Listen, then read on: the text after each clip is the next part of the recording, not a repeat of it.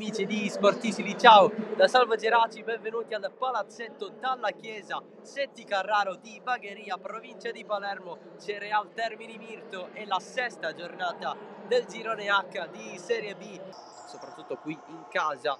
L'ultima fu contro il Drago Acireale, finì 7-4, occhio però al tiro e c'è la rete del Mirto subito, il gol segnato dal solito Bracci, 1-0. Sono 17 in stagione, mamma mia, sempre più devastante. Ancora Pedace fermato, c'è Musin, la scivolata di Pedace a vuota, ancora Musin, largo pallone di Lucchese, Bracci con il braccio, calcio di rigore per il Real Termini, espulso Bracci per doppia ammonizione. Lucchese, il pareggio del Real Termini, 1-1 sul calcio di rigore. A guardare la partita, quando ci sarà il match, successivamente loro. Pass! Bello, bello, bello, il gol di Caio Pass. Quindi se volete potete fare tutti gli switch che volete. Il tiro e il grandissimo gol di Caio Pass. Mamma mia come l'ha messa là sopra.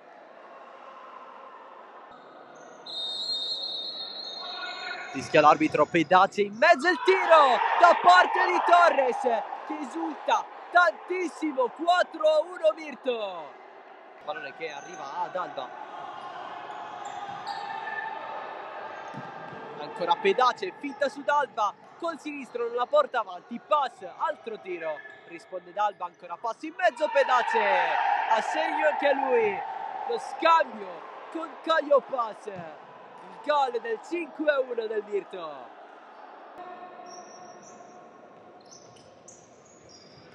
Avanza Lucchese, in diagonale, preciso, 2-5, il Real dimostra di essere vivo in qualche modo.